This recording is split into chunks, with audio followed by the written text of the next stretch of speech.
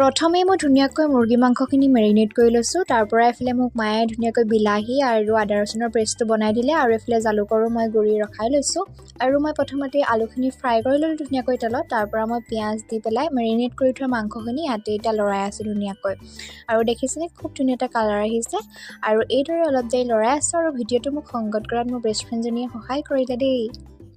তাৰপৰা মই ইয়াতে কাটি লোৱা বিলাহী ইয়াতে এড কৰি পেলাই অলপ দেৰি লৰাই ঢাকনাখন মাৰি দিলোঁ। আৰু তাৰপাছতে ইমান ধুনীয়া এটা কালাৰ আহিলে দেখিছেনে বাৰু। আৰু সেইকাৰণে মই এতিয়া লাহেকৈ গৰম পানী ইয়াতে দি দিলোঁ। গৰম পানী দি পেলাই মই অলপ ওপৰে ওপৰে মাংসখিনি লৰাই আছোঁ। যেতিয়া ধুনীয়াকৈ উতলটো আহিলে তেতিয়া মই আদা ৰচুনৰ পেষ্ট অলপ ৰখাই থৈছিলোঁ সেইখিনি তাতে দি দিলোঁ। তাৰপৰা এইফালে জালুকৰ গুড়িখিনিও মই ইয়াতে এড কৰি দিলোঁ। দেখিছেনে বাৰু খুব ধুনীয়া এটা কালাৰ আহিছে আৰু খাবলৈ খুব বেছি টেষ্টি হৈছিলে দেই। আপোনালোকো আহিব বাৰু এদিন বনাই খুৱাম মই। এইফালে মোৰ মাংস প্ৰায় ৰেডি হৈ গ'ল, সেইকাৰণে এটা ধুনীয়াকৈ বাতি লৈ ল'লোঁ। এতিয়া কাঢ়ি লওঁ। বাই।